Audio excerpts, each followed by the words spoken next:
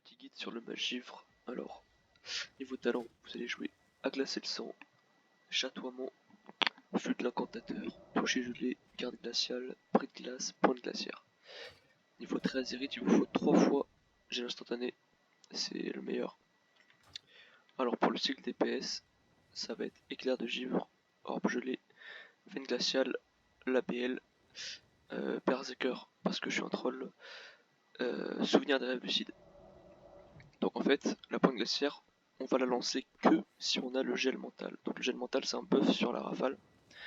En gros, quand on va lancer rafale, donc elle va être instantanée avec le buff, on va la lancer et en fait, elle va appliquer fracasser sur la cible. Et en gros, en fait, le but, c'est de faire point glaciaire rafale pour que notre point glaciaire crit avec l'effet fracassé. Donc fracasser, c'est multiplié par 1,5 les chances de coup critique de vos sorts contre les cibles gelées et vous fait bénéficier de 50% de coup critique supplémentaires. Donc c'est juste énorme le taux de dégâts que va faire la pointe avec ça. Et c'est pour ça qu'on joue avec la pointe glaciaire. Alors, le cycle DPS, ça va faire. Donc j'ai bien mis mon pet en mode été. Donc c'est éclair de givre, orbe gelé, réel, veine glaciale, berserker, impulsif. Et là on va attendre. Hop, là on claque la branche, pointe glaciaire. Hop, j'ai encore une pointe glaciaire, je la mets avec le rafale. J'ai encore point glaciaire, rafale. Tac, tac, tac. Hop, j'ai point glaciaire, rafale.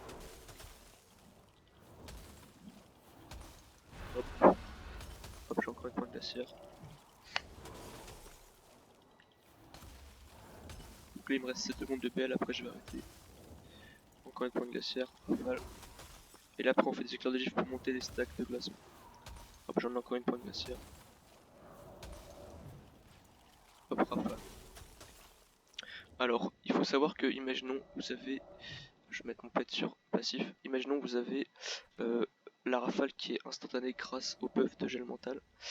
Il faut jamais la lancer, mais jamais, il faut la garder pour la pointe glaciaire. Et du coup, quand vous l'avez, vous faites pointe glaciaire, rafale. Pour monter les charges d'éclairs de givre, vous faites des éclairs de givre, enfin pour monter les charges de glaçons, pardon, vous faites des éclairs de givre.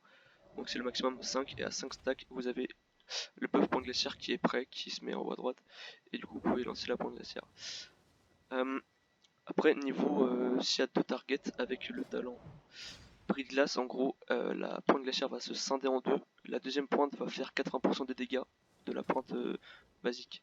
Donc en gros, je sais pas si je pourrai le faire, est-ce que mon gel y passe? Ouais. En gros, vu qu'en ma givre les dégâts sont triplés sur le cible gelé, ce qu'on va faire, c'est qu'on va monter les charges de glaçons. Là j'espère avoir un gel mental, voilà nickel. Je vais le faire, ah, je sais pas encore, la pointe glaciaire.